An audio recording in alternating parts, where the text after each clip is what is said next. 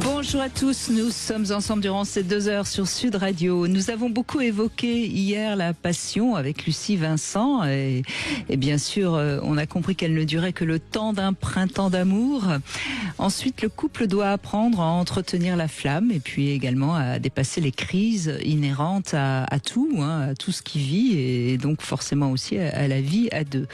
Je vous propose qu'en compagnie de notre sexothérapeute Guillaume de Brébisson, nous examinions les différentes étapes que va traverser le couple. Alors bien sûr, il y a cette chute de la passion torride, bien sûr, et puis il y a la vie commune avec l'arrivée des enfants, les épreuves de la vie, enfin bon, les épreuves qui sont différentes suivant les couples, bien sûr.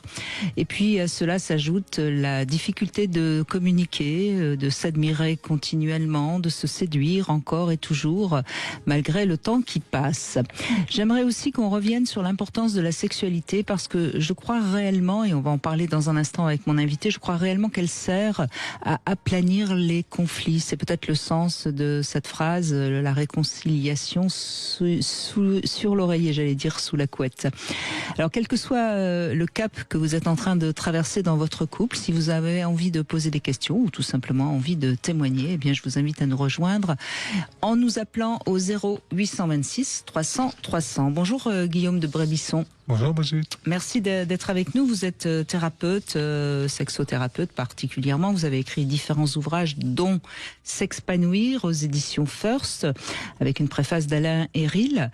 Et puis justement, j'ai envie de commencer par ce débat tous les deux. Est-ce que c'est indispensable d'avoir de la sexualité dans un couple? Est-ce que le sexe finalement aplanit toutes les difficultés que rencontre le couple? Alors ça, c'est deux questions en une. Je ne sais pas si c'est indispensable d'avoir de la sexualité dans un couple. Moi, j'ai pas formé de couple sans sexualité, mais on entend de plus en plus parler de cette formule-là, qui moi me semble plus celle d'un couple d'amis ou d'un couple de camarades. Mais on peut remarquer aussi que se répand de plus en plus dans les jeunes générations aujourd'hui le désir de vivre ensemble avec des amis, plus que de faire couple réellement. Oui, c'est vrai. Donc il y a sans doute une sorte de tendance là à éviter la sexualité qui est...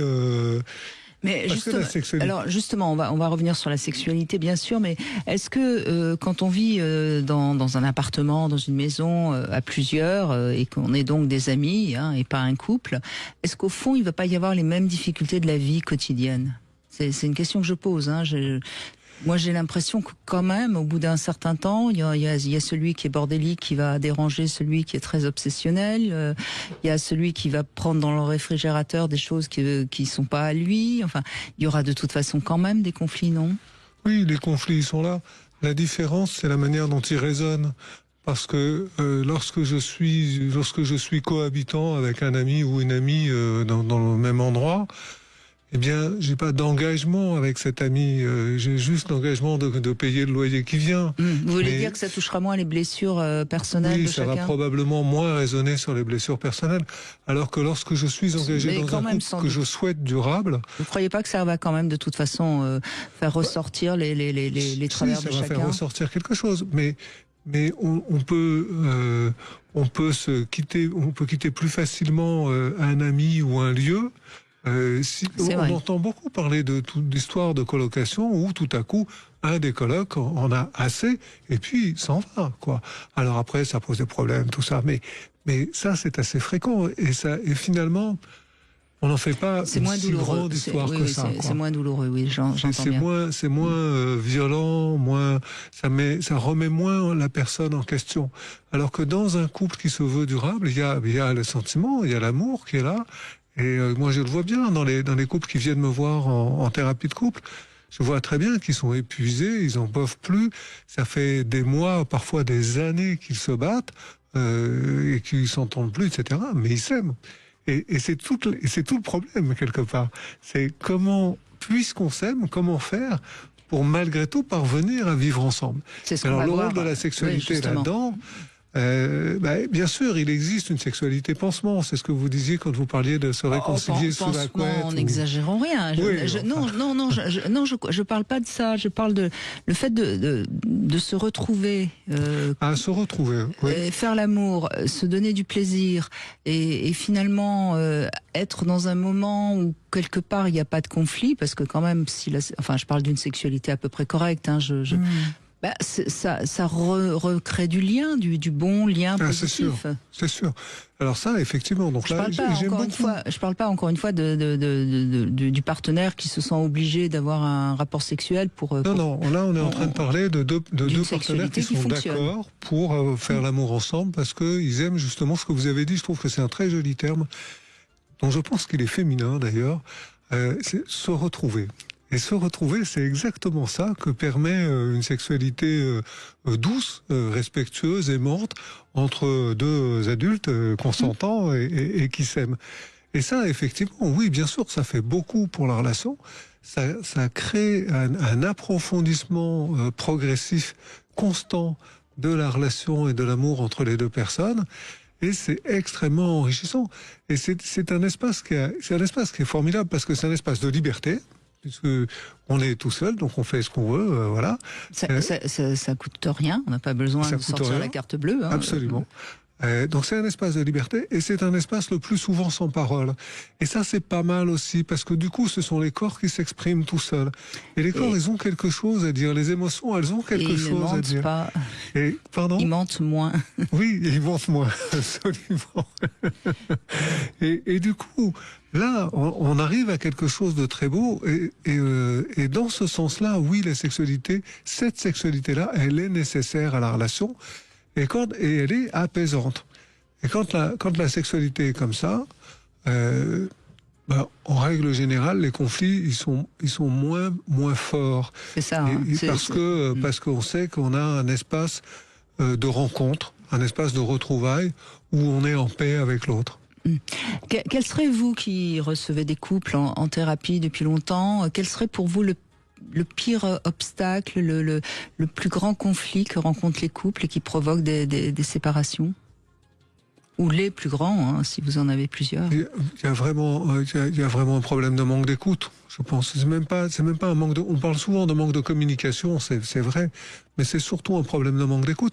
Je pense, on en parlait hors antenne. Alors je triche un petit peu, mais je pense à tous ces hommes qui n'écoutent pas leur femme quand leur femme leur dit il faut que tu changes quelque chose ou que tu arrêtes quelque chose, sinon je m'en vais.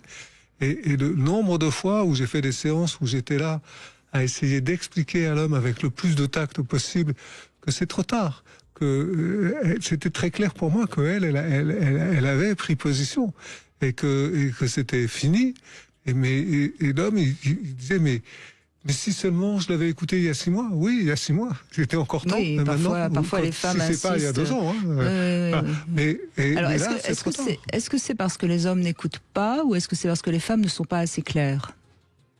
Ou un peu des deux, peut-être. Oui, honnêtement, je pense qu'il y a un peu des deux. Mais en même temps, les femmes, elles sont peut-être pas assez claires au début de leur mécontentement, agacement, etc. Mais enfin, elles deviennent de plus en plus claires au fil du temps.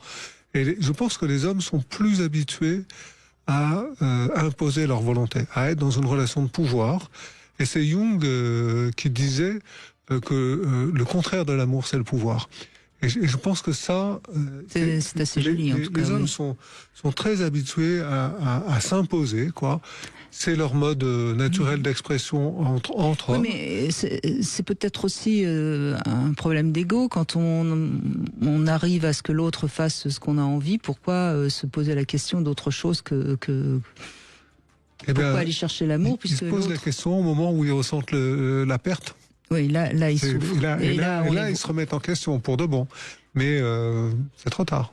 C'est la prochaine qui en profitera. Ça sera la prochaine qui en profitera, peut-être. Peut-être. Bon, et on parle de tout ça. Vous êtes dans un couple et vous vous posez des questions. Vous rencontrez peut-être une difficulté ou tout simplement vous avez dépassé une difficulté. Vous êtes les bienvenus sur Sud Radio. 14h-16h, Brigitte Lahaie, Sud Radio. Guillaume de Brébisson est avec nous, sexothérapeute, et nous évoquons les problèmes de couple et on vous invite bien sûr à nous rejoindre. Bonjour Florence. Bonjour Guillaume et Brigitte. Bonjour. Bonjour France. Donc vous êtes en couple depuis 25 ans, plus de 25 ans, hein, c'est ça? Oui, oui, oui. J'ai rencontré mon mari, j'avais 16 ans. On s'est mis ensemble, j'avais 16 ans et aujourd'hui j'en ai 42. Donc ça fait un bout de notre vie qu'on passe ensemble. Oui, et c'est loin d'être anodin parce que c'est quand même des périodes où on grandit, où on évolue. C'est des périodes c'est des périodes d'âge où on change beaucoup. Et donc être à deux et encore ensemble, ça prouve que vous changez quand même un peu dans la même direction, je suppose. Bah justement, c'est évident que je sais non. Pas. J'allais dire. Évidemment, on a eu des moments plus difficiles et on a rencontré des épreuves au long de notre parcours. Après, aujourd'hui, on traverse. On a essayé d'évoluer ensemble, en effet, au fur et à mesure du temps, et justement d'essayer de garder je sais pas comment dire, mais des projets qui nous soient communs pour que finalement, on arrive à garder cette direction commune. En effet, ça fait partie des choses qui sont nécessaires. C'est essentiel, les projets communs. Et aujourd'hui, nos filles ont grandi, elles quittent la maison, et c'est vrai que plus particulièrement moi, en tant que femme, parce que je pense que c'est un peu plus féminin, mais je fais un peu le bilan de ma moitié de vie, et en tout cas, je remets en question pas mal de choses dans ma vie, et forcément également mon couple. Oui, 42 ans, c'est un âge clé, hein. Oui. C'est quand même un âge clé. Et qu'est-ce que vous remettez en question alors, Florence? Eh bien, justement, ma position dans notre couple, au sein de ma famille aussi, le fait finalement d'avoir le sentiment d'avoir vécu un peu dans l'ombre, même si jusqu'à présent ça m'allait, et d'avoir aujourd'hui besoin d'être plus en lumière. Oui, de vous créer en tant que femme. Moi, le conseil que je donne toujours quand j'entends ce constat, hein, qui est fréquent, hein, Florence, les femmes vivent toujours un peu dans l'ombre parce qu'il y a les enfants, parce que c'est un petit peu dans notre ADN de nous sacrifier un petit peu, hein. Alors c'est en train de bouger avec les nouvelles générations, mais bon, vous êtes d'une génération où encore peut-être c'était comme ça. Moi, ce que je conseille toujours, c'est de voir en quoi comment vous avez envie de vous créer et si c'est compatible ou pas avec votre compagnon. Avant de, vous voyez, parce que c'est ça qui est important. Est-ce que finalement ce que vous aimeriez être et faire peut se faire avec lui, ou est-ce que c'est indispensable? C'est ce que j'étais en train de... Enfin, ça fait un petit moment quand même que je commence à cheminer là-dessus. Et quand je dis que je remets mon couple en question, je l'ai remis en question vraiment en tant que tel. Est-ce qu'on se sépare ou est-ce qu'on se sépare pas? Et là, j'avance et j'en viens à ça, en fait, à me dire, en fait, ce que je veux, c'est moi, c'est faire des choses. Mais ça veut pas dire que je peux pas les faire accompagnée de mon mari et redéfinir en fait des projets où on prenne des places différentes et où ça puisse se faire ensemble. Surtout, vous pouvez peut-être très bien trouver un nouvel équilibre ensemble, hein, parce que de la même façon que à peu près à votre âge, les femmes ont souvent besoin de vivre un peu plus dans la lumière. Assez fréquemment, à peu près vers le milieu de la vie aussi, les hommes sont pas mécontents parfois d'être plus en soutien, d'être un peu moins partis à la bataille sur le champ de bataille avec la grande lance, etc. Donc il y a quelque chose il y a un équilibre qui peut se recréer. Quels sont vos projets? Quels seraient vos projets de mise en lumière pour vous? Là, je suis en train de suivre une formation de yoga, en fait. Ça fait peu de temps, je la commence. Ça passe par là, ça passe par le corps aussi, en fait, où j'ai besoin de passer par cette dimension-là. Ça passe pour le moment, par des projets associatifs. Je cherche, en fait. Pour le moment, je cherche. Et comment réagit votre compagnon est-ce qu'il vous écoute? Est-ce qu'il vous questionne? Beaucoup. Donc ça, c'est bon signe. Ça veut dire que il est à l'écoute de votre éventuelle transformation.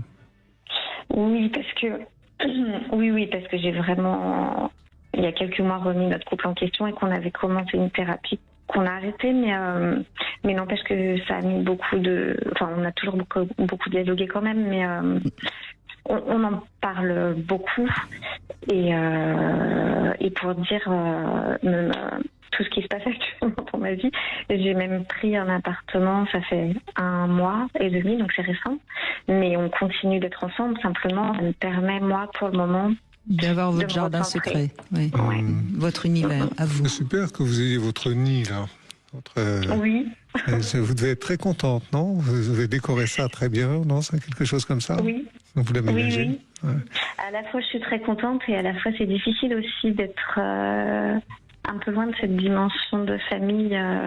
Et à la fois, je suis contente. Je pense que c'est pour moi, je l'imagine, on verra, mais certainement comme quelque chose de temporaire, mais de nécessaire. Vous voulez dire que, et ça peut se comprendre, hein, puisque vous vous êtes connu très jeune, tout d'un coup, vous vous retrouvez un petit peu dans le vide, quoi. Ouais, j'en ai besoin en même temps de ce vide. Oui, mais c'est ce que j'allais ajouter, oui. En même temps, c'est là où vous allez vous retrouver vous-même. Parce que finalement, jusqu'à 16 ans, vous étiez avec vos parents, ensuite en couple. C'est la première fois de votre vie que vous êtes face à vous-même. Oui. Et c'est une belle initiative d'avoir osé prendre un petit appart pour moi, je trouve ça très positif. Et ce que j'ai cru entendre, mais peut-être je me trompe, c'est que votre compagnon était relativement d'accord avec ça. Enfin, il s'est pas opposé à ce que vous preniez cet appartement. Non, c'est pas un choix de sa part, mais c'est quelque chose qu'il a compris comme étant nécessaire finalement. J'allais dire pas que pour moi, mais pour notre relation au final. C'est formidable. Ça veut dire que la communication passe bien, qu'il y a quand même une écoute et que vous pouvez fonctionner en compagnonnage, justement, en accompagnement l'un de l'autre. Ouais, je pense que j'ai beaucoup de beaucoup de chance. Vous avez fait ce qu'il faut aussi pour que ça fonctionne, hein, Florence. Mais en effet, là, dans votre cas, on voit bien que l'homme a pris la mesure du danger. Voilà, on n'est pas dans le cas dont on parlait tout à l'heure. Il s'est dit, je ne veux pas la perdre, donc je lui laisse, j'ouvre un peu la cage. Alors, il faut toujours avoir en tête qu'un couple, c'est absolument tout ce qu'on veut. C'est-à-dire, il n'y a pas de formule de couple standard qu'on achèterait en prêt-à-porter. On fait absolument ce qu'on veut dans la relation du moment qu'on se met d'accord. Et là, vous êtes en train d'inventer quelque chose qui vous convient. Et ben, c'est ça, la vie de couple, c'est super. Après, je vous écoutais sur l'introduction aussi par rapport aux relations sexuelles.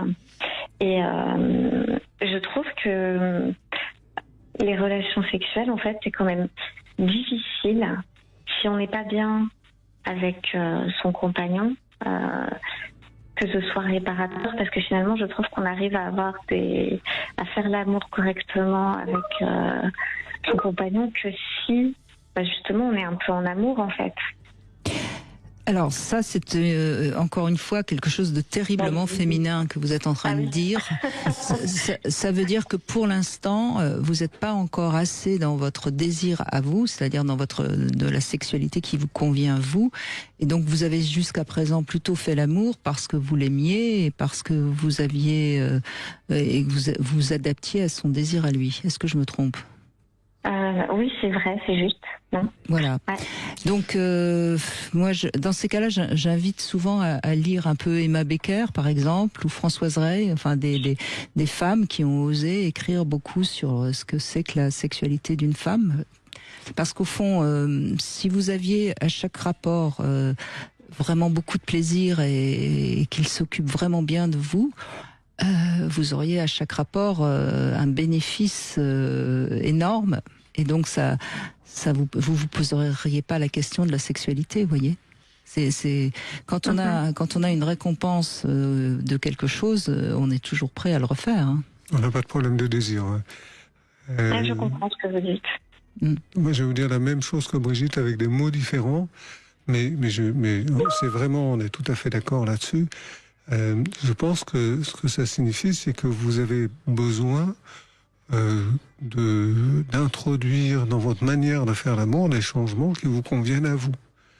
C'est-à-dire que la rencontre, le retrouvail, soit un moment où votre homme vous fait l'amour comme vous souhaitez qu'on vous fasse l'amour, pas qu'il vous fasse l'amour. Et ben c'est là où il faut qu'elle trouve ce qu'il lui souhaiterait, et c'est ça la difficulté de beaucoup de femmes, évidemment. Alors lisez s'expanouir. Absolument. Merci beaucoup Florence, en tout cas. Merci à vous. Et merci de cette dernière question qui va aider beaucoup de femmes qui écoutent. On se retrouve dans un instant avec le Love Conseil.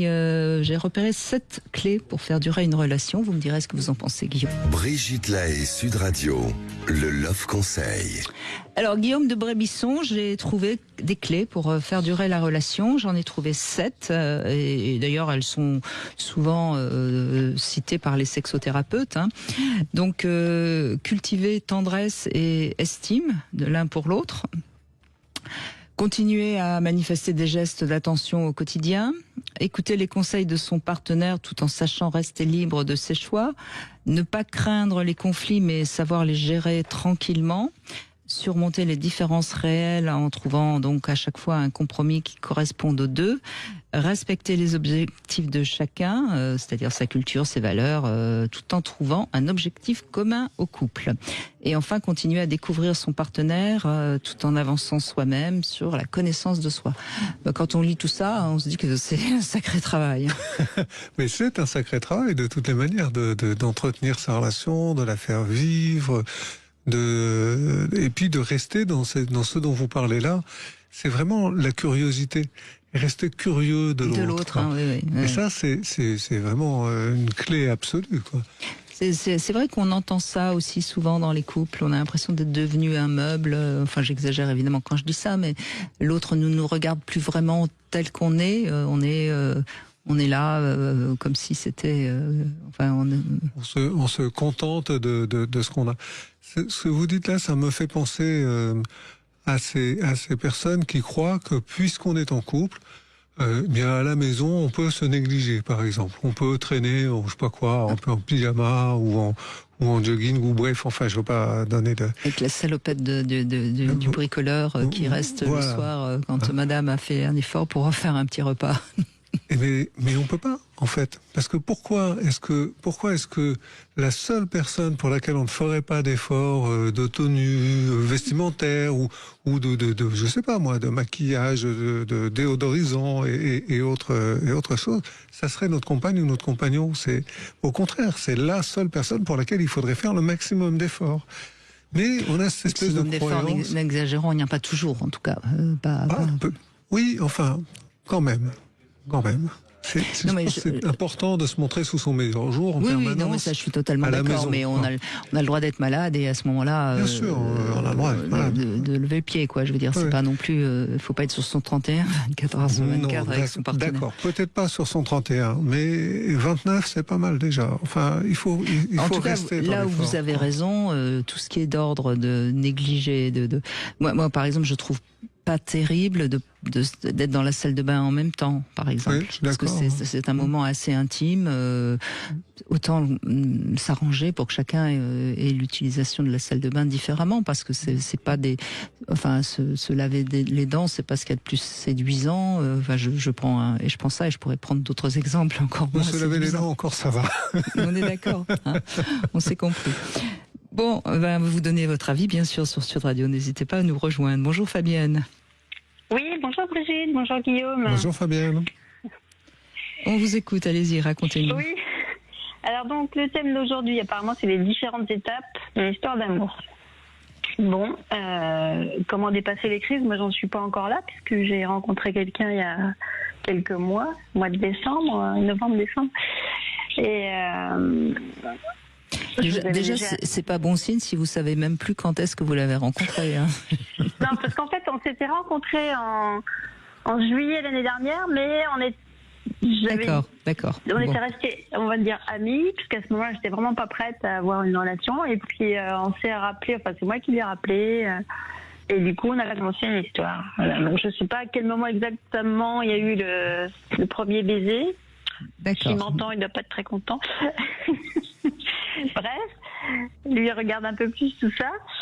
Et donc, je vous ai appelé, oui, moi, le problème, justement, c'est la sexualité. Pour l'instant, je m'entends super bien avec lui. J'ai l'impression qu'on s'engueule jamais. Voilà, on s'amuse bien et tout.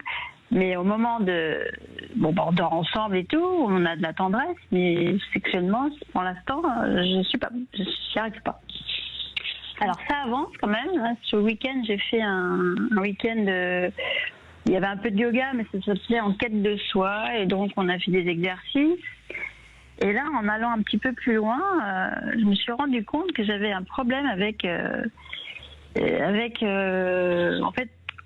Comment donner de l'amour, parce qu'en fait j'ai jamais dans ma famille on me montrait pas, donc je savais pas comment faire, je crois. Et donc la personne avec qui on a travaillé, elle me dit mais en fin de compte cette personne et en face sur plein de sujets, il me rappelle mon père. Il me dit t'as jamais eu envie de faire l'amour avec ton père? Bah non. Donc là-dessus c'est pour ça je sais pas trop là comment on va faire, mais voilà, je sais pas comment. Et vous en pensez? Alors oui, mais attendez, qui soit un peu à l'image de votre père, ça c'est pas c'est pas un inconvénient. Non. Bon, à partir du moment où vous l'avez repéré, hein, ça peut expliquer pourquoi vous êtes peut-être pas très désirante. Parce qu'il peut y avoir en effet un blocage qui était inconscient, mais qui n'est plus inconscient, hein, puisque vous avez... que je mettais au départ sur complètement autre chose. Je vous avais parlé d'une histoire d'herpès là que j'avais. D'accord, oui, je me souviens. Voilà. D'un autre antécédent. Voilà, c'était antécédent. Que le gynéco m'avait dit c'est pas forcément lui. Voilà, tout le monde a ce virus et un jour il ressort, peut-être une grosse fatigue ou autre chose. Et moi j'avais mis ça sur un acte sexuel. Revenons à votre compagnon actuel. Oui. Est-ce que vous avez du plaisir, de la jouissance quand vous faites l'amour avec lui? J'ai compris. On n'a jamais fait encore. Ah oui. Ah bah d'accord. Alors, oui. C'est pour ça que vous disiez tout à l'heure, je peux pas. Vous pouvez pas quoi? Non. J'en sais rien. À quel stade est-ce que vous vous arrêtez? Chaque fois qu'il vient, je suis super contente qu'il vienne et je me dis bon, cette fois-ci, il va se passer quelque chose. Alors peut-être que j'aurais besoin que lui soit un peu plus démonstratif aussi, j'en sais rien. Parce que là, je me sens pas capable de moi commencer d'aller vers lui. Bah écoutez, Fabienne, on va être très très concret hein, dans votre cas. Bon, jusqu'à présent, en plus vous êtes ensemble depuis quand même maintenant 5 mois presque. Plusieurs mois, voilà. Et à partir du moment où vous avez toujours pas fait l'amour, c'est sûr que ça a tué l'éventuelle attraction et désir qu'il aurait pu y avoir entre vous, parce que quand on a l'habitude de fréquenter quelqu'un en ami, ça y est, ça éloigne le côté attractif, désir de deux êtres qui se rencontrent. Mais maintenant, ce qu'il faut voir, c'est s'il y a une entente corporelle intime ou pas. Moi, ce que je vous conseille, c'est de vous mettre tous les deux en petite tenue, dans un lit, et puis de tout doucement de vous caresser et de voir ce qui se passe. Si vous avez un petit peu de désir qui vient, s'il a un peu de désir qui vient, ou s'il y en a pas. Oui. Et en prenant bien la décision cette fois-là de ne pas forcément faire l'amour, hein, que vous ayez la possibilité d'arrêter si c'est désagréable ou s'il se passe rien. Mais maintenant, il faut aller au feu, si je puis dire. Et oui, c'est la première fois que ça m'arrive, cette histoire. D'autres histoires. Vous avez eu d'autres histoires avec d'autres hommes et vous avez fait l'amour avec eux, ça se passait bien, enfin je veux dire... Voilà, j'ai toujours eu rapidement, quand on rencontre quelqu'un, on a envie tout de suite, enfin moi c'est comme ça que ça se passait jusque-là. Vous avez un élément, Guillaume, que vous ne connaissez pas, c'est que Fabienne a eu un herpès génital qui l'a bloqué et qui explique pourquoi elle n'a pas eu tout de suite des relations sexuelles avec cet homme. D'accord. Ouais. À ce moment-là, effectivement, il faut aller visiter le côté tendresse. Le côté tendresse. Mais je voudrais vous dire aussi quand même quelque chose. C'est que moi, je trouve qu'il ne faut pas se forcer. Voilà. Donc, aller visiter le côté tendresse, ça me semble une bonne piste pour savoir si les corps s'entendent. Oui. Mais s'ils s'entendent pas, peut-être qu'il faut lâcher, hein, tout simplement. Voilà, on va essayer. Hein. Pour l'instant, point de vue tendresse, on se caresse et tout, ça se passe bien. Bah alors. Il a tenté des choses il y a quelques mois, donc ça s'est bien passé, mais c'est au moment où j'avais encore des crises. Là, j'ai un traitement, j'ai plus de crise d'herpès, donc ça va beaucoup mieux. Donc je me dis, le soleil arrive, voilà, ça va, j'espère, l'étendre un peu. Non mais Fabienne, je vais être très claire. Hein. Oui. Vous entendez bien dans le quotidien, donc c'est quand même un des éléments essentiels du couple. Hein. Quoi qu'on en dise, on fait quand même l'amour assez peu de temps dans la vie au quotidien. Donc vous vous entendez bien au quotidien. A priori, vous avez déjà un petit peu flirté, ça se passe bien. Donc maintenant, il faut se mettre au boulot, si je puis dire. La sexualité, quand il n'y a pas de problème de peau, c'est-à-dire qu'il y a des personnes avec qui c'est vraiment pas possible, il y a des problèmes d'odeur, il y a des problèmes. On n'aime pas l'odeur de l'autre, et ça malheureusement, ça ne s'arrangera pas. Mais moi, je n'ai pas d'odorat, donc de ce côté-là, déjà, je suis pas gênée. Non, bon, mais je veux dire cette sorte d'alchimie charnelle qui est positive ou négative. Si elle est négative, c'est même pas la peine d'insister. À ce moment-là, je suis d'accord, ça peut pas fonctionner. Mais si elle n'est pas négative, la sexualité entre deux personnes, ça s'apprend. On apprend à connaître l'autre, à ce qu'il aime, à faire des choses ensemble. Bon, mais il faut s'y mettre, quoi. Oui. Donc, allez-y, mettez-y. Allons-y. On y va, on s'allonge et puis on y va. Un grand week-end ensemble, donc je pense que ça va aller bien. Voilà. Ah voilà, ça c'est bien. Grand week-end ensemble. Est-ce que ce serait dommage de passer à côté d'une histoire qui a l'air d'aller bien? Parce que voilà, c'est ce que je me dis. Mais j'ai eu 2 personnes avant, un manipulateur et le deuxième, qui n'était pas du tout prêt. Et donc là, je me dis c'est quelqu'un qui est prêt, qui est bien dans sa tête. Et tous les feux sont ouverts. Donc vraiment, il n'y a pas de raison, quoi. Tous les feux sont ouverts, sauf qu'il y a chez vous une petite peur qui est due à ce qui s'est passé avant, bien sûr. Et donc, c'est ça qui fait que ça bloque un peu. Et puis vous avez dû trouver un homme qui est doux, probablement. Oui. Voilà. Oui. Eh oui. Merci Fabienne, en tout cas, merci beaucoup. On continue dans un instant, toujours avec Guillaume de Brébisson, et on vous invite bien sûr à nous rejoindre au 0826 300 300. À tout de suite. Brigitte Lahaie, Sud Radio.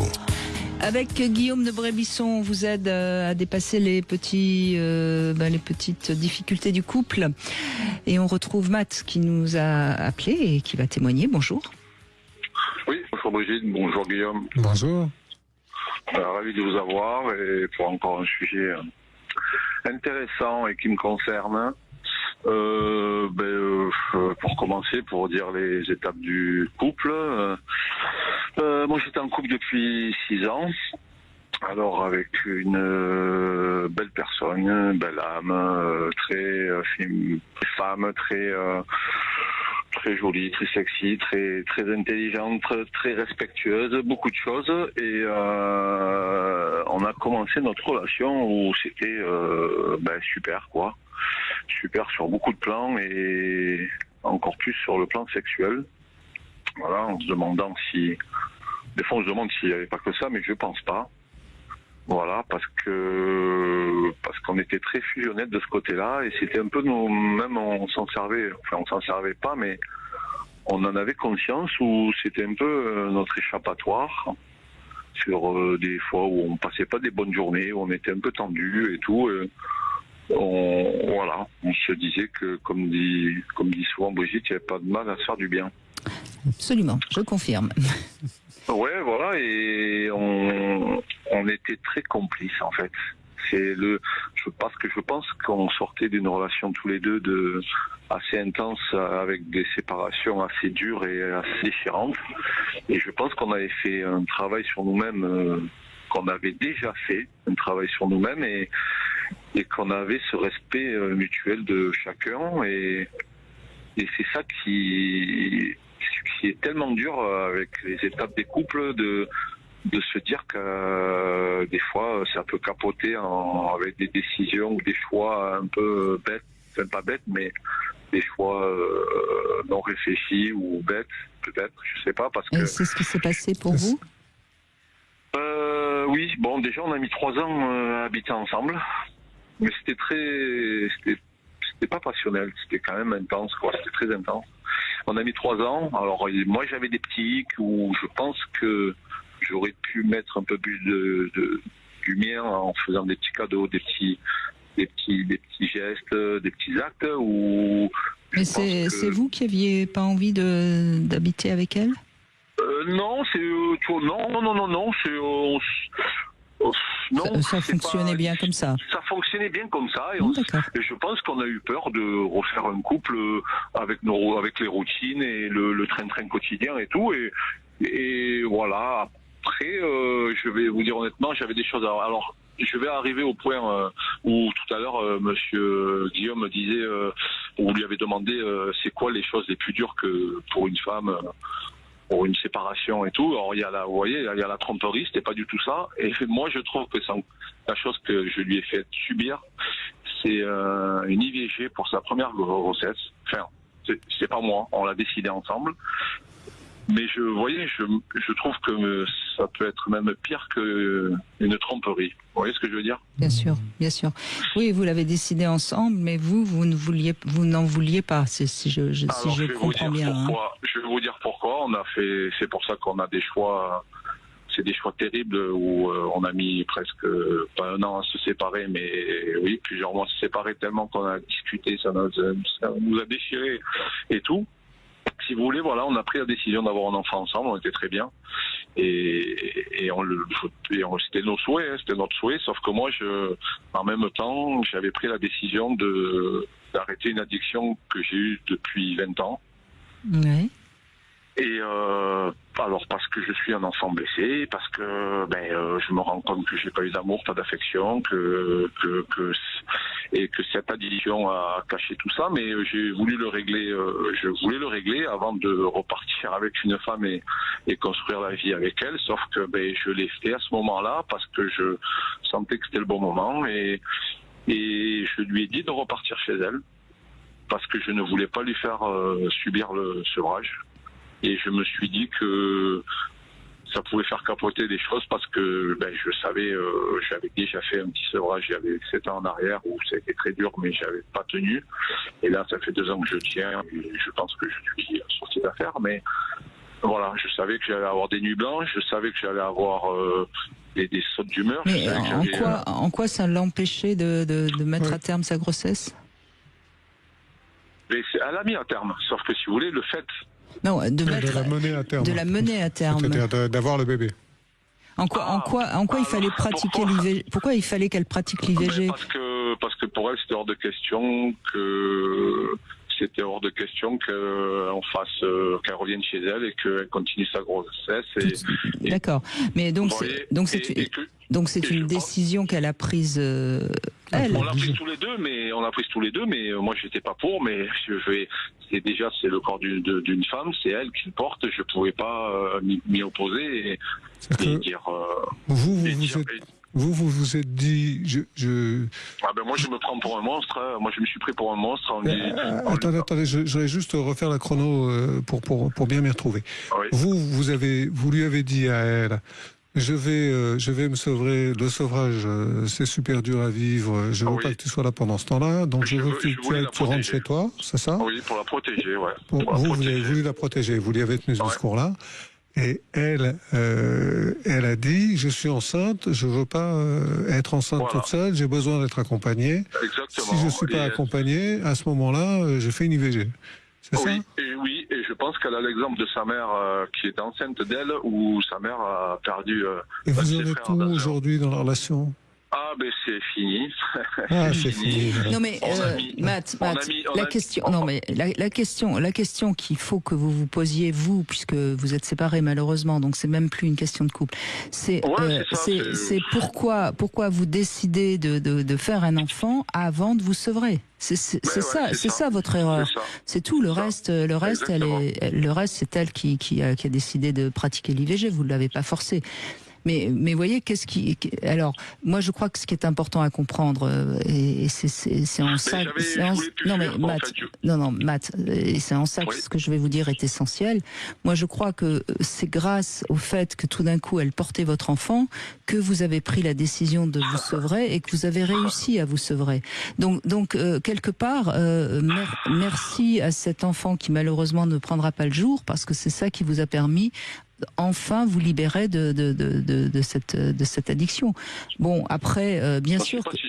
J'en suis pas si sûr que vous, parce que j'avais ça dans la tête depuis un moment. Et même, oui, mais c'est ça. Ça a été un déclencheur. Mais comme par hasard, c'est à ce moment-là que vous prenez cette décision. Vous voyez, Matt, donc un peu d'indulgence vis-à-vis de vous-même. Je dis pas encore une fois que je comprends que... Mais je sais pas que je me sens coupable, mais je me dis que peut-être aussi qu'elle a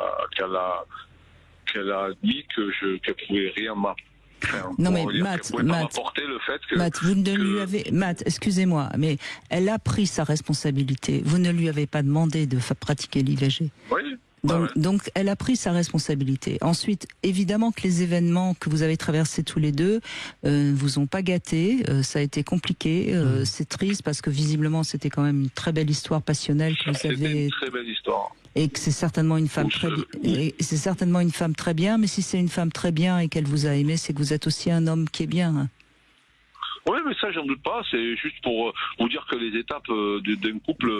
Mais bien sûr. Et merci de ce témoignage, parce que ça montre bien que un couple va traverser des épreuves individuelles et des épreuves ensemble.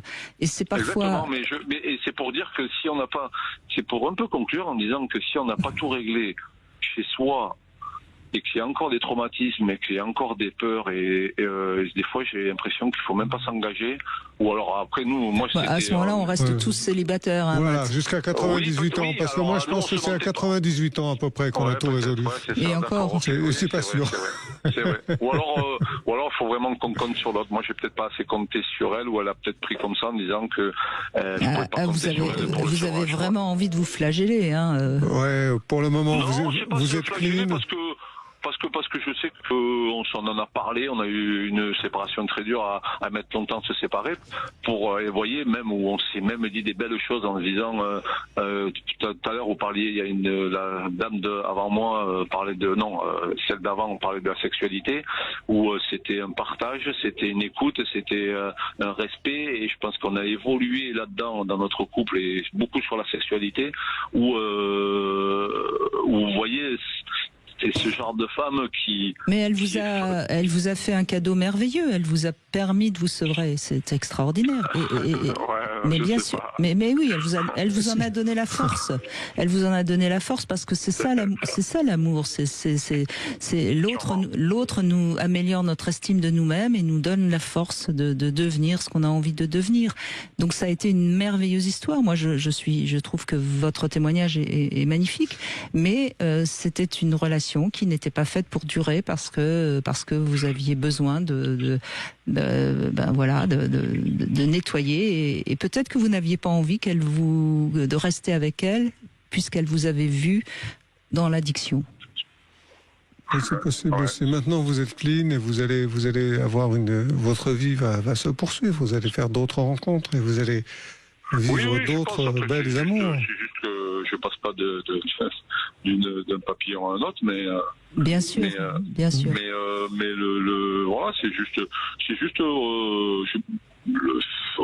vous voulez, c'est un autre travail, mais vous voyez, c'est même un couple, une séparation, c'est un autre travail dont je vais vous parler, mais moi on aimerait faire, je sais pas elle, mais enfin je pense aussi, mais c'est rester tellement qu'on s'est fait du bien, que on s'est apporté du bien, qu'on veut garder nos souvenirs en se disant que vraiment on s'est tiré vers le haut, que de se dire que de rester amis et de faire tout pour rester amis, même si on n'est pas les meilleurs amis du monde, mais de rester amis en se disant... Ce sera possible à un moment donné, peut-être pas tout de suite. Mais Matt, non, pas tout de suite, c'est sûr. Je vais juste vous donner un petit message qui va certainement vous parler.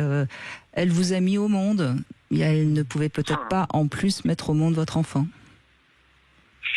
Ouais, peut-être. Voilà. Essayez de voir un peu comment ça va faire son chemin. Mais ne regrettez surtout rien. Vous avez chacun fait votre chemin. je regrette rien. Mais il y a des choses qui sont irréversibles pour une femme et des fois je me dis que je lui ai fait subir l'irréparable. Mais bon, c'est vrai qu'elle a pris sa décision. Je lui ai dit aussi que bon, cet enfant elle pouvait l'avoir aussi et elle n'a pas voulu et voilà. Mais des fois c'est comme un deuil quoi. Enfin, pour moi je le prends comme un deuil. Mais vous avez raison. Vous êtes enfin en mesure d'être père. Ça va venir. Aujourd'hui. Et ça va venir, oui. Sans doute. Probablement. Mais en tout cas, merci pour votre témoignage parce qu'il est plein de messages pour tous ceux qui nous écoutent, évidemment. Merci beaucoup. On fait une petite pause. On se retrouve tout de suite après, toujours avec Guillaume de Brébisson. 14h-16h, Brigitte Lahaie, Sud Radio. Avec Guillaume de Brébisson, sexothérapeute, nous évoquons le couple et ses difficultés, et on sait qu'elles sont nombreuses.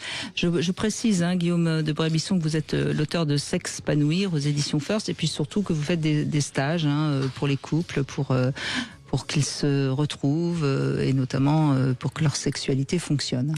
Oui, on fait des stages S'expanouir avec mon épouse, et puis on a inventé récemment les week-ends S'expanouir, où là on accompagne un couple, un seul, tout le long d'un week-end, pour revoir avec ce couple comment faire évoluer sa sexualité dans un sens qui va lui permettre d'être une sexualité épanouissante pour les deux. Et pour les deux, c'est un élément important de l'affaire. Ben oui, c'est toute la difficulté évidemment, puisque on évolue aussi dans sa sexualité de toute façon. On retrouve Jérôme maintenant qui est avec nous. Bonjour Jérôme. Oui, bonjour Sud Radio, bonjour Brigitte, bonjour Guillaume. Bonjour Jérôme. Bonjour. Moi, j'appelle presque plus pour un témoignage, même si je suis évidemment preneur de conseils. C'est pas pour rien que j'écoute votre émission de manière presque religieuse. Donc voilà. Vous avez d'ailleurs eu mon épouse, si vous vous en souvenez peut-être, Sylvie, il n'y a pas très longtemps, qui avait appelé la première fois. C'était avec Michel Oudoul, je crois. D'accord. De mémoire, voilà.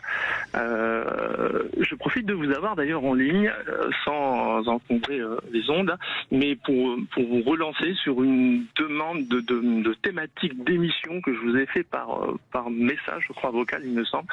Et je trouverais que ça pourrait être intéressant d'en échanger. Après, ça vous intéresse.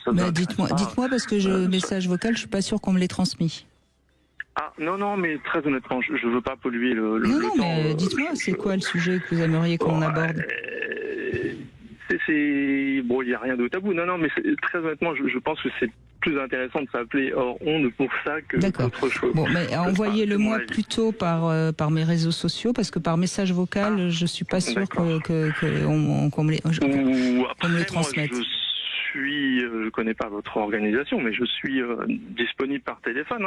Si ça vous prend 2 minutes, après le sujet vous intéresse. Écoutez, on va hors antenne vous demander que vous nous donniez le sujet, et puis comme ça, ce sera fait. Il n'y a pas de souci. Une fois votre témoignage terminé, vous raccrochez pas et on vous retrouve. Voilà. C'est cool. Ouais. Voilà, donc moi Brigitte, c'était plutôt un témoignage qu'autre chose, parce que je souhaite à tout le monde de vivre ce qu'on vit avec mon épouse. En gros, on se connaît depuis qu'on a 16 ans et on en a 46. Donc voilà, on est toujours ensemble et on a 2 enfants qui sont adultes tous les deux, on va dire maintenant, 21 et 28. 30 ans de vie commune, c'est déjà pas mal. C'est bien, Ouais. Bon après, voilà, c'est pas la quantité, je crois qu'il fera la qualité, mais bon, je crois qu'on s'en félicite quand même malgré tout tous les jours. Voilà. Oui, j'entends bien que ça va bien, c'est pour ça que c'est formidable, parce que bon, c'est sûr que si on est depuis 30 ans ensemble et que ça va pas bien, il n'y a pas de quoi se féliciter. Évidemment. Ouais, tout à fait. Alors, c'est plus un témoignage, du coup, je sais pas trop par où commencer. On pourrait commencer de manière, je sais pas, peut-être chronologique, je sais pas. Je dirais que je souhaite déjà à tout le monde d'avoir une épouse aussi formidable que la mienne. Alors, c'est pas parce que c'est la mienne, mais voilà, tout le monde n'est pas. Faites pas trop la pub, on va vous la prendre. Faites attention. Ouais. Vous avez vécu des phases alors, vous, dans votre relation de couple? Je crois pouvoir dire, comme tous les couples, voilà, des phases, des hauts, des bas, voilà. Mais je pense pouvoir dire que ce qui nous permet de vivre de cette manière actuellement et d'être aussi en paix que nous-mêmes et d'éprouver du plaisir, je crois, tous les jours. Je crois pouvoir dire que il y a plusieurs petites choses qui s'imbriquent comme des Legos, et à mon avis la première des choses c'est le fait de pouvoir chacun avoir s'épanouir professionnellement, personnellement, avoir chacun son petit réseau d'amis, son jardin secret, etc. Je crois pouvoir dire que s'il y en a un qui ne l'a pas, qui n'a pas cet équilibre-là, ça peut devenir compliqué d'une manière ou d'une autre, ou à un moment ou à un autre. Donc c'est peut-être la première des choses. La deuxième, moi je vous livre les choses, j'ai pas la prétention d'avoir raison, je vous livre les choses comme on les vit. On discute énormément, donc tous les jours. J'ai presque envie de vous dire que c'est l'apéro tous les jours chez nous, donc il n'y a pas un jour sans discussion. Il y a même des fois où la télé, on la regarde pas, elle sert de fond sonore, mais on passe des soirées à discuter. Alors des fois avec nos enfants, des fois tout seul, à deux, enfin voilà. Je crois qu'il y a beaucoup d'échanges et ça fait beaucoup de choses aussi. Et si vous n'êtes pas d'accord, par exemple, vous arrivez justement à communiquer? Alors du coup, moi j'ai pas eu 50 compagnes non plus, donc je sais pas. Mais oui, je crois pouvoir dire qu'on communique. Oui, non, mais c'est chouette, quitte à sortir le gourdin, parce que ça aussi, je crois qu'on sait s'engueuler. Bon, bah, c'est comme ça. En même temps, on vient de familles un peu latines où ça braille pas mal, pour parler vulgairement. Je crois qu'on sait s'engueuler. Ça a même quelquefois fait peur à nos enfants au début. Bon, maintenant ils savent, donc voilà. Donc, mais on sait s'aboyer dessus, mais c'est pour mieux se retrouver, et je crois que ça permet de dire les choses. Et puis, je crois aussi que ce qui nous a fait du bien, même si on n'en a jamais éprouvé plus besoin que ça, mais ça devait être au fond de nous. Et puis quand les enfants étaient grands, on s'est essayé au naturisme et un tout petit peu de libertinage, qu'on habite dans le sud-ouest, et donc on n'est pas si loin que ça du Cap d'Agde. Et en fait, pourtant on a eu moi j'ai pas de besoin plus que d'autre chose, madame non plus, mais là où on pensait être ouvert d'esprit, déjà ça nous a ouvert encore plus, et on s'est senti en tout cas plus riche. On a fait 3 week-ends par exemple, première année là-haut, et pas successif, mais on s'est senti plus riche. Je ne sais pas comment l'exprimer, mais oui, ça a libéré quelque chose, oui. Après cette expérience, alors qu'il n'y a pas de richesse plus qu'autre chose, je vois pas pourquoi on serait mieux que les autres, mais non, mais ça a libéré des choses chez l'un et chez l'autre. Peut-être, alors que je vous dis, on se parle énormément, on se connaît depuis tout le temps, on a tout fait ensemble, j'étais son premier, c'était ma première, enfin voilà. Je crois qu'il y en a pas un qui la connaît mieux sur cette terre que moi, et inversement. Mais vous voyez, on croit, et d'ailleurs c'est vous, Brigitte, qui le dites souvent, on connaît jamais vraiment quelqu'un, et là je crois que c'est un peu ça. Et bon, je grossis le trait, mais parce que je trouve pas mes mots, donc du coup je le grossis volontairement. Et je crois que depuis, il y a 3 ans, on s'est goûté à ça. Je crois que depuis, on regarde certains couples de manière complètement décalée. Et alors, je ne dis pas qu'on les fréquente plus, mais loin de là. Je le répète, je grossis le trait. Mais on les regarde d'un œil, ils nous paraissent décalés ou ringards des fois, et depuis cette expérience-là. Mais j'entends bien. Les choses, vous avez osé quelque chose qui a libéré, qui a libéré tout un pan d'ombre qu'on peut avoir quand sexuellement on n'a connu qu'une seule personne et qu'on croit. Vous voyez ce que je veux dire. Ça a libéré cette sorte de chape de plomb qu'on a sur la sexualité et et si ça peut servir aussi, c'est encore un témoignage. J'avais un peu cette appréhension de dire, vous savez mieux que moi, c'est souvent l'homme qui attire la femme vers le naturisme, le libertinage, etc. Et c'était peut-être un peu le cas au début, mais mon épouse n'est pas du genre, donc elle n'a pas envie, donc voilà. Mais voilà, j'avais cette appréhension. Mince, c'est quand même peut-être un peu plus moi qui est à l'initiative. Et en fait, post-expérience, c'est l'inverse. C'est elle que ça a libéré le plus. C'est elle que ça a libéré. C'est-à-dire que, alors qu'elle n'était pas fermée, loin de là. Non, mais C'est souvent ce qui se passe. Oui, oui. C'est presque elle qui va redemander aujourd'hui, bah tiens, on y retourne quand, machin. Voilà, alors qu'on fait rien d'extraordinaire. Hein.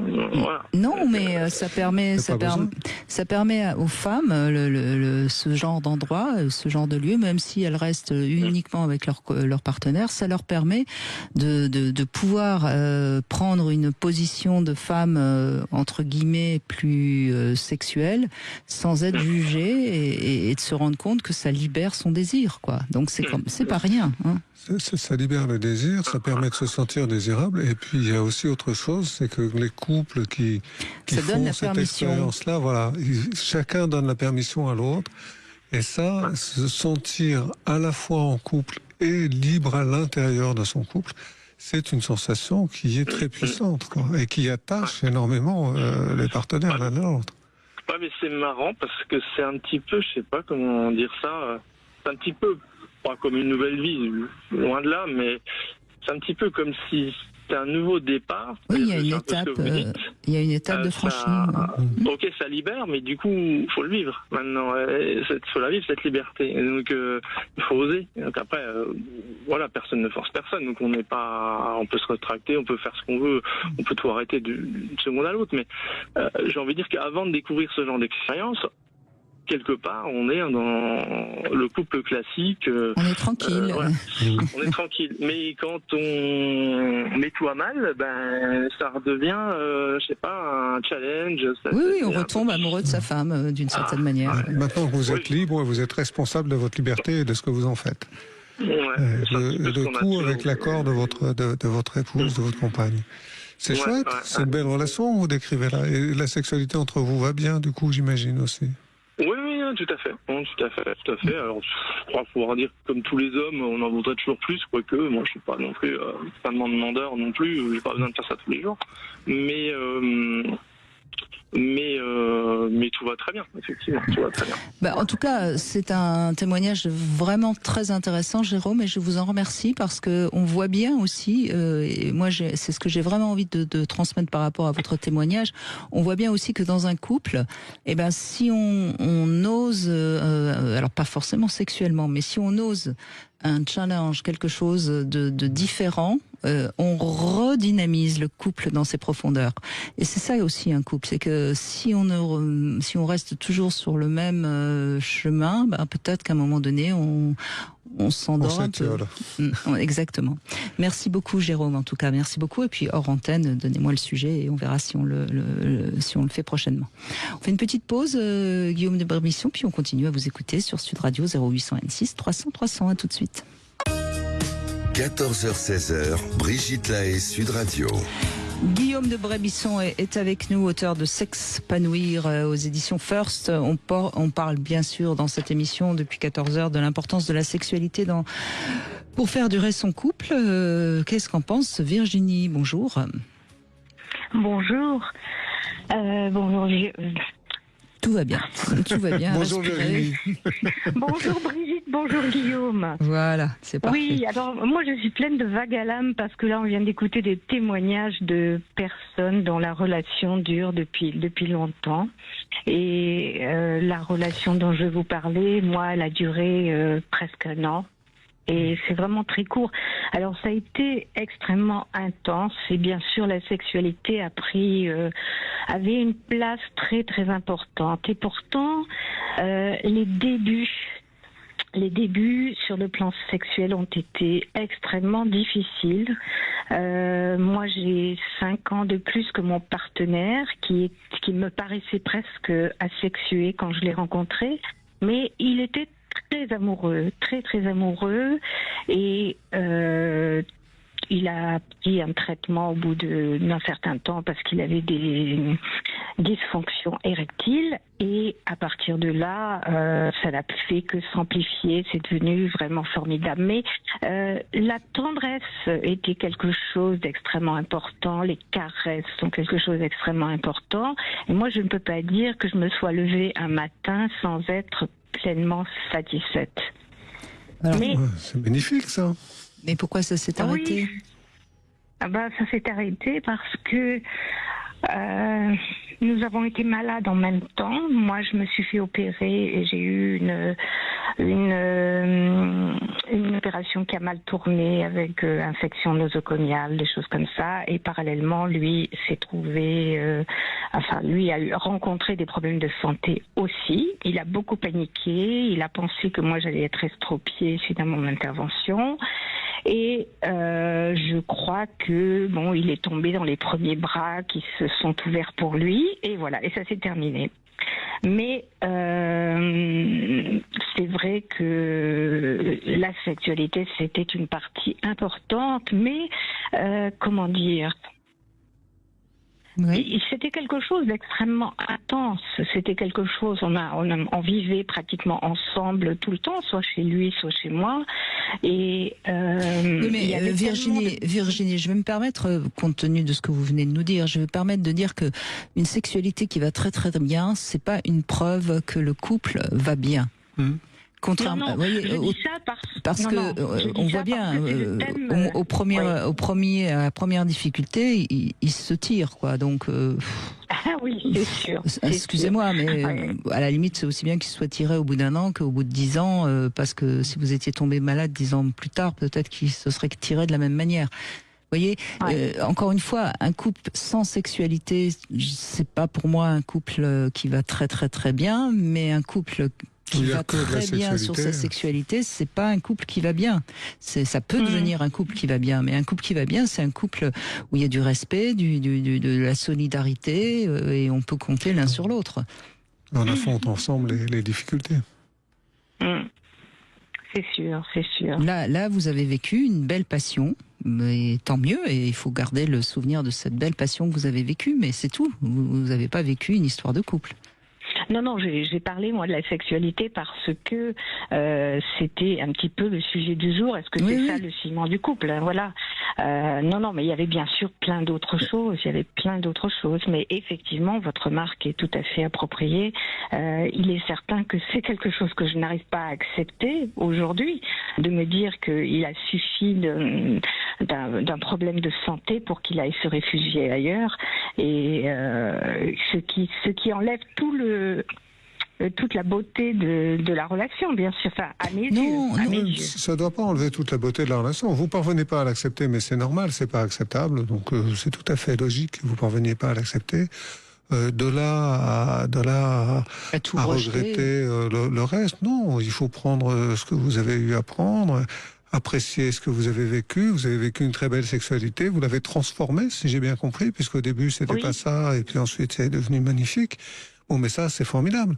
C'est une très belle année, voilà. C'est une belle année dans la vie d'une femme. En plus, Virginie, si on fait un petit peu une analyse plus laser de cet homme, au départ, c'est pas un homme d'une grande virilité sur qui on peut compter, puisqu'il a fallu que vous l'aidiez à avoir des érections, il a fallu que vous l'aidiez à apprendre à bien faire l'amour, et puis au moment où vous avez besoin de lui, il s'en va. Donc, vous voyez, franchement, ne regrettez rien. Hein. Pas très masculin. Mais en revanche, vous avez découvert avec lui une passion charnelle formidable, et c'est toujours ça de prix. Parce que ce qui vous a apporté sur votre jouissance de femme, ça vous l'avez, et ça reste en vous, et vous pourrez le retrouver avec un autre. Vous comprenez ? Sûrement, oui. Sûrement, oui. Ouais. Oui, vous voyez, c'est ça qu'il faut garder. Encore une fois, et on l'a vu tout à l'heure avec le témoignage de Matt, juste avant les infos, on fait des rencontres qui parfois nous apportent des choses qu'on va garder en soi, et l'autre était là à ce moment-là pour ça, et puis la relation ne peut pas tenir pour d'autres raisons. Il faut comprendre. Avant, on se mettait avec quelqu'un qu'on n'aimait pas forcément d'ailleurs, et puis on restait ensemble jusqu'à sa mort. Bon, aujourd'hui, oui, c'est le sexe, la passion, l'amour qui crée des liens, mais c'est pas ça qui va forcément faire des histoires qui vont durer toute une vie. Oui, c'est curieux parce que moi j'avais projeté, moi je pensais vraiment que c'était mon dernier parcours. Moi, à l'âge que j'ai, je pensais que c'était vraiment le partenaire idéal parce qu'on avait un parcours un petit peu commun, on avait vécu dans les mêmes pays tous les deux, on avait énormément voyagé, on avait une langue en commun puisque notre langue maternelle c'est pas celle que nous avions le plus pratiquée. Donc c'était vraiment quelque chose qui nous unissait sur le plan intellectuel. Il y avait énormément de choses et effectivement j'ai pas compris. Mais oui, mais Virginie, c'est toute la difficulté de la passion, c'est que dans la passion, on voit ce qu'on a envie de voir chez l'autre et on voit pas ce qui va pas. Et donc vous avez projeté tous vos et sans doute qu'il y avait des tas de choses qui étaient formidables puisque visiblement vous en gardez un souvenir merveilleux. Mais vous n'avez vu que le bon côté de cet homme et vous n'avez pas vu sa face. Il a refusé aussi de voir les difficultés puisqu'il est parti à la première difficulté. Ça c'est quand même un signe fort que c'est pas quelqu'un avec qui rester. La vie comporte des épreuves quand même. On a besoin d'être deux pour les affronter, de les partager, de se soutenir, d'être un appui mutuel l'un pour l'autre. Si ça n'est pas dans la relation, pourquoi la relation, quoi ? D'autant, Virginie, qu'on voit bien, vous l'avez dit, hein, il est tombé malade et la première infirmière qu'il a pris, qui a pris soin de lui, il est parti avec. Donc, voyez bien, voyez bien que c'est. Oui. Pendant que moi-même, j'étais toujours soignée. Non, mais ça j'entends bien. Mais on voit bien que c'est un homme qui finalement cherche un pilier. Exactement. Ouais. Donc, voyez bien, il faut pas regretter. Il faut juste garder les bons souvenirs de ce que vous avez vécu ensemble et ne pas regretter maintenant. Ouvrez-vous à d'autres et vous allez forcément le trouver. D'accord ? Merci beaucoup. Je vous en prie. Bravo pour l'émission. Bravo. Merci Virginie. On fait une petite pause, on se retrouve avec le Sexo Conseil. On va parler des principaux fantasmes féminins. Chouette. Et puis bien sûr, on continue à vous donner la parole sur Sud Radio 0826 300 300. À tout de suite. Brigitte Lahaie, Sud Radio, le Sexo Conseil. Alors Guillaume de Brébisson, les fantasmes féminins, les principaux fantasmes féminins. J'ai trouvé 5 grandes familles. Alors il y a d'abord les fantasmes sentimentaux qui sont quand même très négligés par les hommes et c'est bien dommage parce que ça coûte quand même pas bien cher d'offrir des fleurs, un joli bijou ou un petit cocktail au clair de lune. Hein. Ce sont des fantasmes féminins qui quand même sont très simples. Hein. Le cocktail au clair de lune, c'est une fois par mois, c'est faisable. On est bien d'accord, hein, franchement. Non, mais vous êtes d'accord que ce fantasme de sentimental, il est jamais abordé.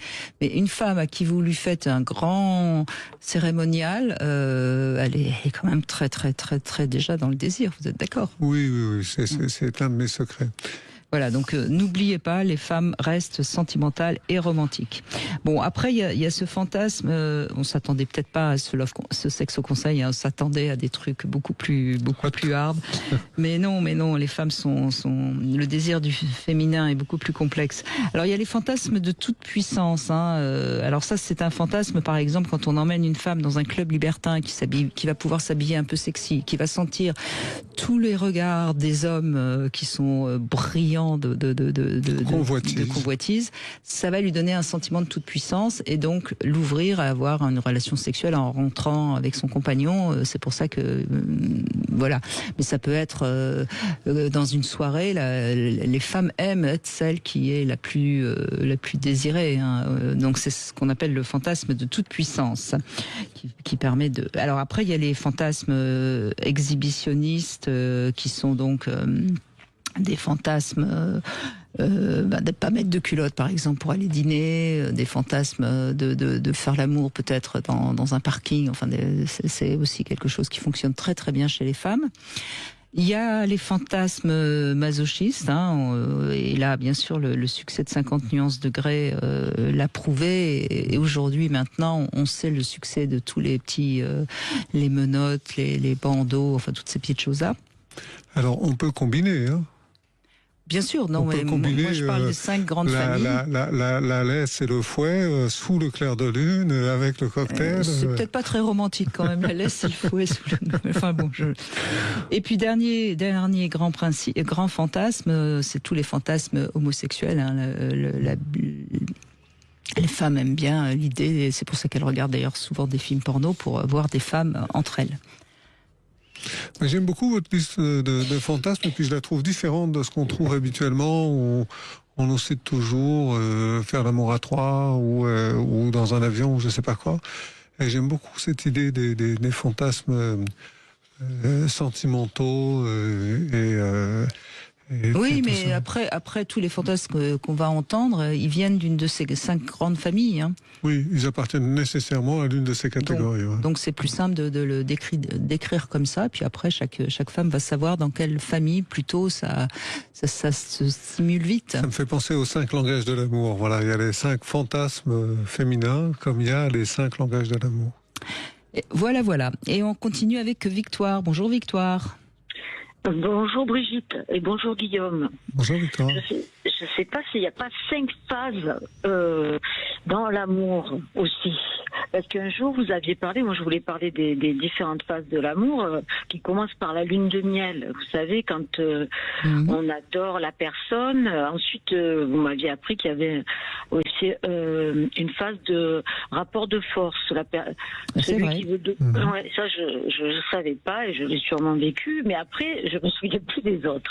Mais moi, par rapport à mon expérience, il y a un moment où j'en ai marre de la personne et à un moment, il faut qu'elle me quitte.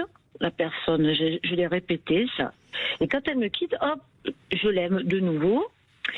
Mais malgré tout, ça n'a pas duré, ça ne dure pas parce qu'après, j'ai envie d'être seule, j'ai envie de tranquillité, de pas avoir à faire les choses parce que la personne est là. Enfin, et donc, au début, je cherchais des personnes et ça marchait pas.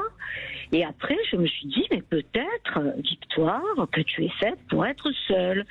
Et ça existe, ça, les gens qui sont faits pour être seuls. Et pas vivre, même être en couple et pas vivre ensemble. Ce qui est peut-être très bien comme ça, mais moi, après, la personne m'ennuie, quoi. Voilà. Et donc, maintenant, je suis bien, je suis toute seule. Et je suis bien. Voilà, l'essentiel, c'est d'être bien. Oui, mais alors il y a des phases que je n'ai pas. J'aurais aimé vivre une longue relation. Ça, je vois que c'est beau, mais peut-être qu'un jour ça m'arrivera. Mais ça sera un regret parce que je trouve que c'est beau. Je sais pas si c'est parce que ça s'inscrit dans le temps comme ça. Ça paraît beau. Et d'être passé par beaucoup de phases, et d'arriver à rester ensemble, mais... Je vais vous poser une question assez importante pour qu'on avance. Victoria, est-ce que vous avez eu des enfants? Non. Donc déjà c'est assez symptomatique, j'ai remarqué, surtout chez les femmes, peut-être moins chez les hommes, mais chez les femmes qui ont fait... Alors c'est un choix ou pas? Oui. Oui, et ben chez les femmes qui ont fait le choix de ne pas avoir d'enfants, c'est beaucoup plus rare de voir ces femmes ayant vécu longtemps en couple. D'accord. Parce que vous n'avez pas besoin, en fait, vous n'avez pas besoin d'un homme. Hein. Voyez, je crois quand même on le répète, hein, dans nos choix amoureux et dans nos choix de vie, d'amour, hein, enfin en tout cas dans le domaine sentimental, il y a énormément de parts inconscientes. Et quand on est une femme, qu'on prend la décision de ne pas avoir d'enfant, qu'est-ce qu'on va s'encombrer d'un homme, quoi? Mais vous êtes un exemple. Moi, oui, mais j'ai quand même été mariée 22 ans. Hein. Et oui, mais vous avez pas eu d'enfant, mais vous avez besoin d'un homme. Besoin, non. Je crois pas que Brigitte ait besoin. Non, j'ai pas besoin d'un homme. C'est pas comme ça que. Ouais, d'accord. Non. J'aime les hommes et j'aime faire l'amour avec des hommes, mais j'ai pas besoin d'un homme. Et je suis quand même quelqu'un qui n'est jamais vécu quotidiennement tous les jours avec un homme. Oui, ça, je sais que vous préférez vivre séparés, mais malgré même ça, voilà. Donc moi, c'est pas possible. Ça m'est difficile. La relation avec quelqu'un. Après... Mais au début, comme vous le dites, la lune de miel, c'est tout beau. On a besoin de l'autre parce qu'on est excité et qu'on a du désir et qu'on fait l'amour. Et puis à un moment, ça se calme un petit peu. Et à ce moment-là, il faut créer une relation qui se base plus sur l'amour et un lien un peu amical que sur la sexualité. Donc c'est ce passage-là qui ne vous intéresse pas. Après, c'était des relations. Après, c'était amical parce qu'en fait, c'était pas des garçons, c'était des filles. Mais voyez, donc c'est plus amical. Ça change rien, ça. Ça change rien. Non, ça change pas les dynamiques relationnelles. Voilà, ça change des choses. Bien sûr qu'un homme et une femme, c'est pas la même chose. Je vous apprends rien. Mais ça change pas les dynamiques relationnelles. Je crois que j'ai l'impression que ce à quoi vous aspirez, c'est ce qu'on appelle, chez les thérapeutes de couple, on appelle ça la relation consciente. La relation consciente, c'est lorsque on a décidé ensemble de dépasser cette période de lutte de pouvoir que vous évoquiez tout à l'heure, où chacun cherche à avoir raison sur l'autre. Et il y a une manière de faire ça, une façon de rester à l'écoute, de rester curieux de l'autre, de s'intéresser à ses émotions, à ce qu'il ou à ce qu'elle vit, et qui permet d'être en compagnonnage. Et effectivement, souvent, dans la relation consciente, il y a un peu moins de sexualité. Mais c'est pas un problème, parce qu'en fait, on est toujours un bon compagnon ou une bonne compagne, l'un ou l'une pour l'autre. Et ça nécessite de sortir un peu de soi, c'est-à-dire de réellement que chacune des deux, s'intéresse réellement à l'autre. C'est un travail, c'est pas quelque chose qui se fait naturellement, mais en revanche, c'est très enrichissant. Et ça permet les relations de longue durée. Je l'ai vécu, mais après, la personne m'ennuie, le quotidien, voilà. Après, voilà. Et moi, ce que je recherche, c'est la tranquillité d'esprit. Alors peut-être que vous n'êtes pas faite pour être en couple longtemps. Et c'est ok.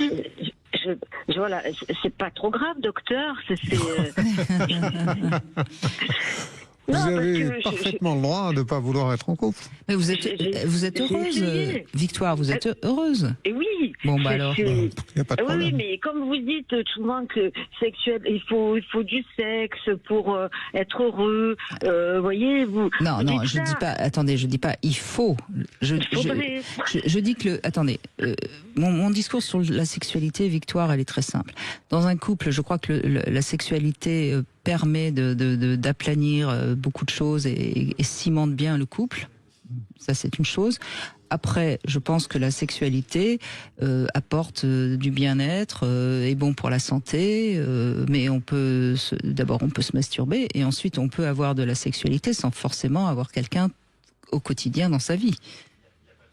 Oui. Tout est possible, quoi. Toutes les formules sont possibles. Ce qui compte, c'est de trouver celle qui vous convient. Et apparemment, en fait, vous l'avez trouvée. Après,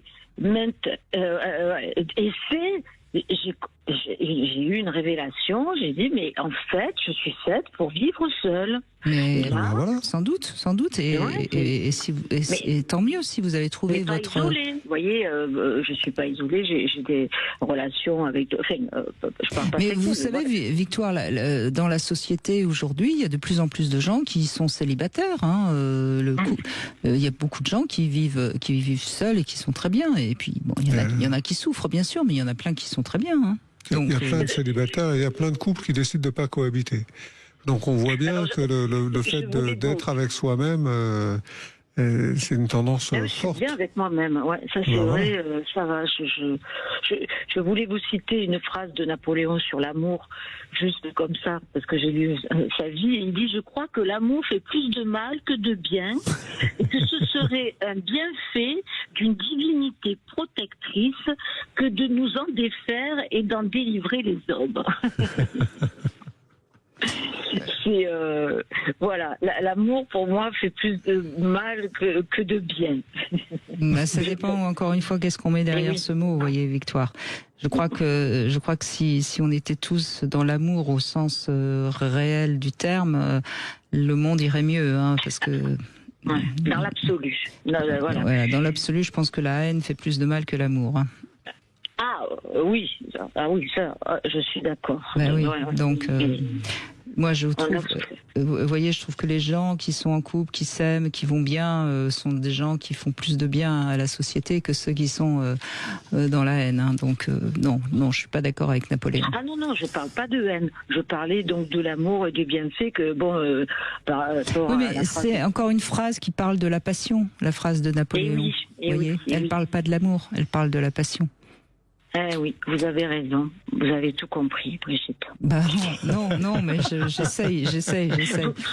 Merci. Vous comprenez beaucoup de choses et je vous remercie pour vos émissions qui nous apprennent beaucoup sur nous, sur l'être humain, les relations. Et merci pour tout ce que vous faites. Merci de votre témoignage en tout cas. 16h, Brigitte Lahaie, Sud Radio.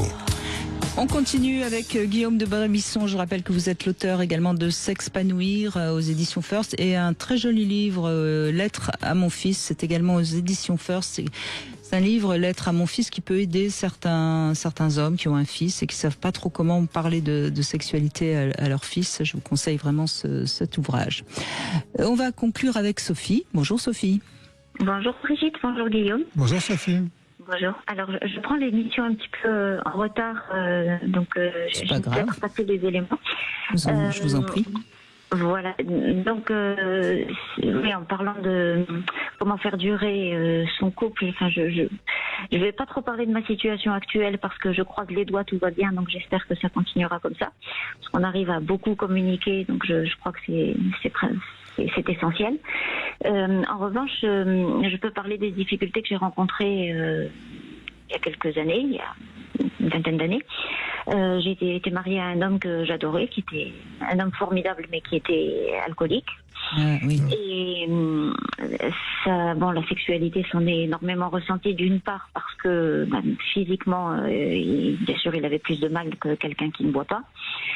Et puis aussi parce que je pense que c'est le cas sans doute pour beaucoup d'hommes dans cette situation-là. L'alcoolisme ne survient pas par hasard, donc il y a sans doute des blessures à réparer qui ne l'ont pas été, donc souvent une perte de confiance en soi. Et avec sans doute aussi des pulsions qu'on voudrait assouvir mais qu'on ne peut pas parce qu'on n'ose pas aller vers l'autre. Enfin voilà. Donc ça crée une situation un petit peu compliquée et j'ai le plus dur dans cette relation que j'ai eue, ça a été vraiment de tenter de communiquer. Et c'est horriblement frustrant quand on est face à quelqu'un qui vous regarde, qui apparemment vous écoute, mais vous lui parlez et ça ne l'atteint pas, il ne comprend pas. Mais vous savez, Sophie, moi j'aime bien rappeler que quand il y a une addiction importante, et visiblement c'est ce que vous avez l'air de raconter, ça fait du tiers. C'est-à-dire qu'il y a vous, lui, et puis entre vous, il y a l'alcool. Et c'est l'alcool ou ça peut être la drogue, la cigarette, le porno, les addictions aujourd'hui, malheureusement, les jeux vidéo et j'en oublie. Ça crée, il y a un fossé qui est infranchissable. Ça fait un écran entre vous deux en fait. Et c'est ce que vous dites là. Vous aviez l'impression qu'il n'était pas présent en fait quand vous lui parliez. C'est ça, il cochait la case. Je m'exprimais, il écoutait.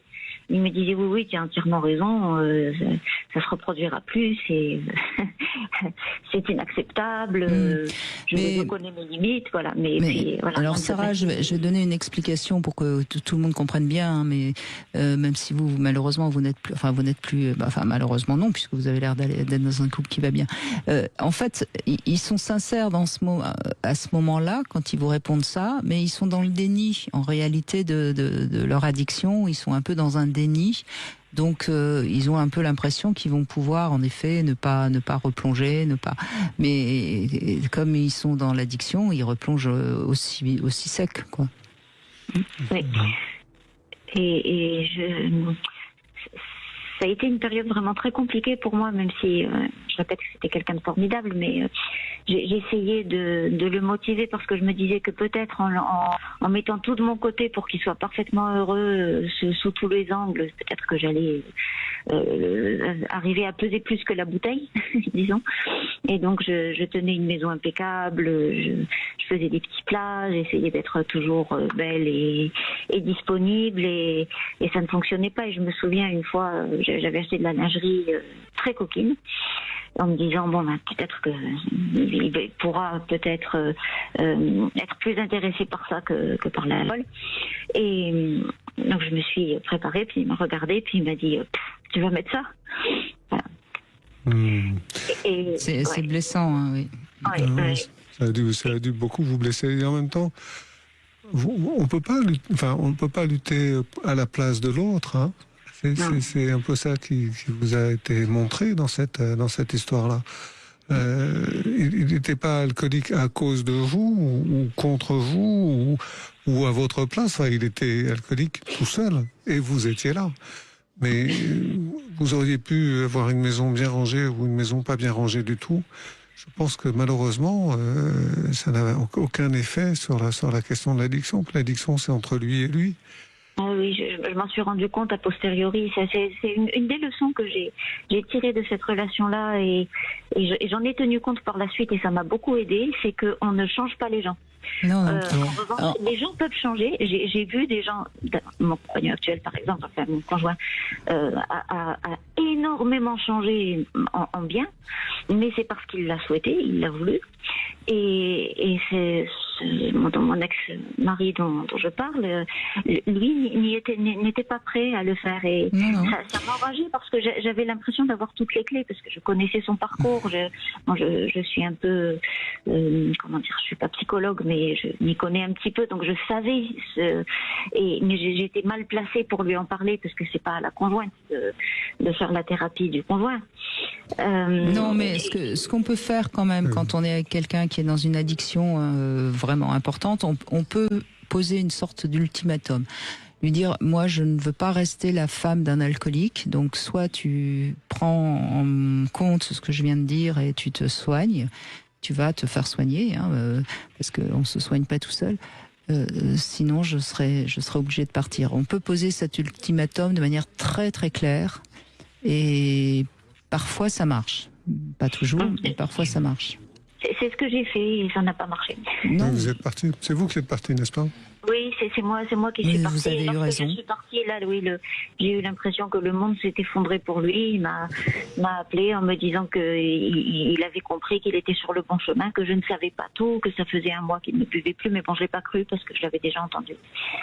Et il est devenu odieux par la suite. Il est devenu vraiment odieux. Et aujourd'hui, il continue de boire? Oui, il continuait de boire, et puis il est devenu... mais je savais que c'était pas lui qui parlait, mais il m'a dit à sa fille aussi, il a dit des choses horribles, ordurières, méchantes. Mais il était parti, j'avais l'impression qu'il avait quitté son cerveau, quoi. Oui, mais c'est l'addiction. En fait, c'est très malheureux à dire, mais il n'y a pas grand-chose que quelqu'un d'extérieur puisse faire pour lutter contre une addiction. Il y a des techniques, il y a des méthodes de soins, il y en a qui fonctionnent plus ou moins bien, il y a tout ça, mais il n'y a rien qui ne fonctionne si ça ne vient pas de la personne elle-même. Oui, si je peux conclure pour donner une lueur d'espoir, est-ce que j'ai le temps de raconter une petite anecdote? Allez-y.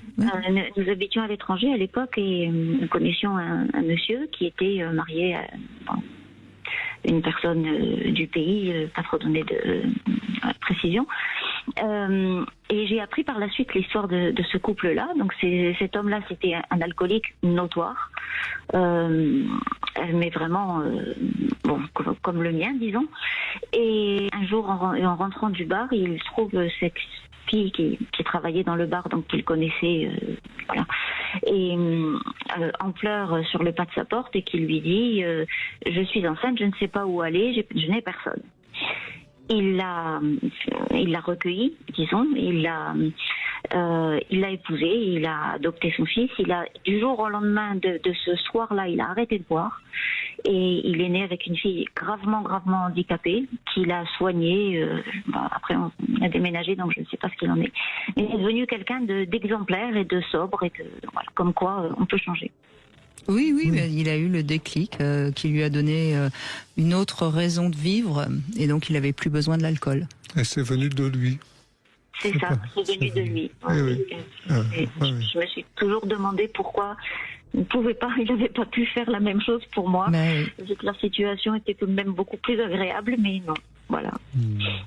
L'essentiel, c'est que vous soyez aujourd'hui dans un couple qui fonctionne, vous êtes heureuse, ça se passe bien. Enfin, c'est ce que vous disiez au début de votre témoignage, et ça, c'est formidable.